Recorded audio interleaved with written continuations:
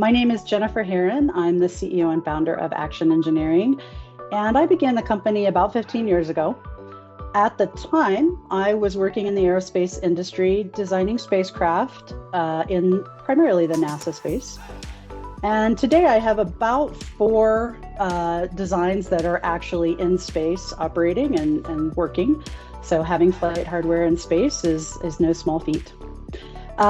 During those activities of creating drawings for the shop floor to actually build the spacecraft mechanisms in such a way that they were reliable, got me really thinking about that there might be a better way to do our design documentation processes. This is when I started to think about reusing CAD. How do we reuse that 3D CAD data so that we improve the shop floor experience?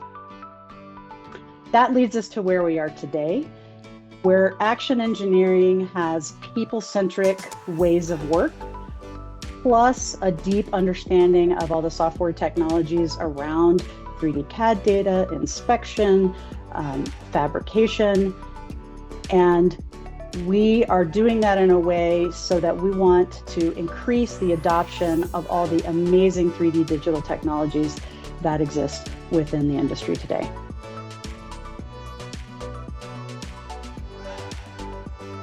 What's new at Action Engineering in 2024?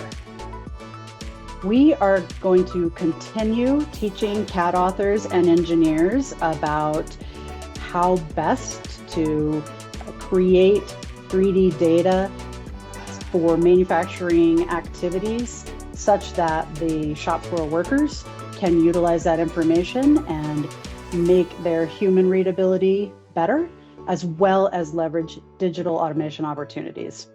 We are also going to double down on the support of standards organizations, and this means we're going to be leading activities within the committees.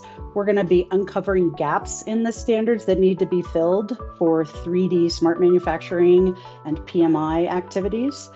We'll be writing pieces of those standards, and then we're going to test that new language in the standards using real-world examples in real environments with the real 3D data technologies that are available today.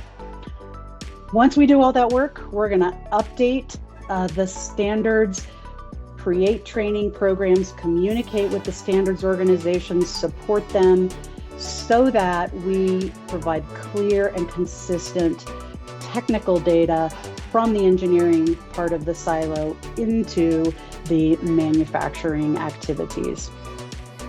That resulting data, really great 3D data, is going to be interoperable for automation opportunities, and it'll be collaborative for shop floor workers.